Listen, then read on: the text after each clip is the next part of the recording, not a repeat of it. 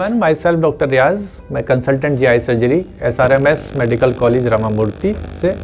आज हमने डॉक्टर असीम शर्मा की मदद से सहयोग से यहाँ पे बीपी हेल्थ केयर सेंटर में हमने कैंप आयोजित किया, जिसमें हमने जीआई सर्जरी के केसेस, गैस्ट्रो के cases as well as trauma surgery के केसेस हमने साथ में मिलकर यहाँ पे देखे, जिसमें लगभग 70 से 80 मरीजों ने इस सुविधाओं का फ़ायदा उठाया।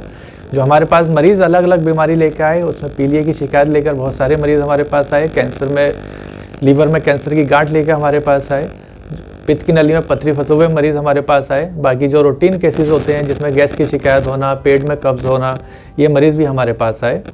मैं डॉक्टर रियाज, एनसीआई जीआई सर्जरी, मैंने स्टेनले मेडिकल कॉलेज चेन्नई से किया हुआ है। लास्ट ईयर में BLK मैक्स हॉस्पिटल में एज ए कंसल्टेंट था जीआई सर्जरी में, और अभी पिछले कुछ महीनों से मैं SRMS मेडिकल कॉलेज रामामूर्ति में एज ए कंसल्टेंट वर्किंग हूँ, जहाँ पे हमने बहुत ही कॉम्प्लेक्स और जटिल सर्जरीज़ की हैं।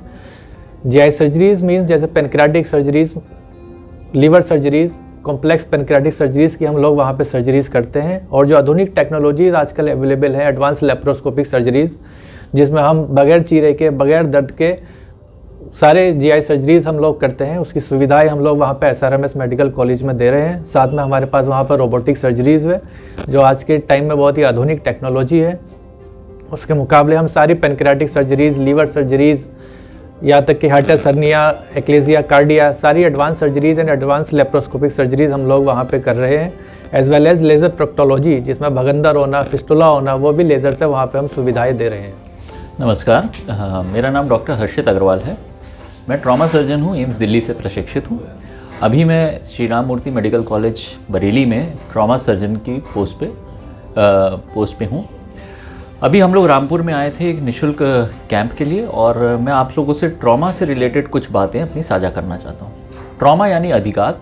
हमारे देश में मृत्यु होती हैं और हमें समझने की ज़रूरत है कि इन मृत्युओं को हम लोग कैसे बचा सकते हैं।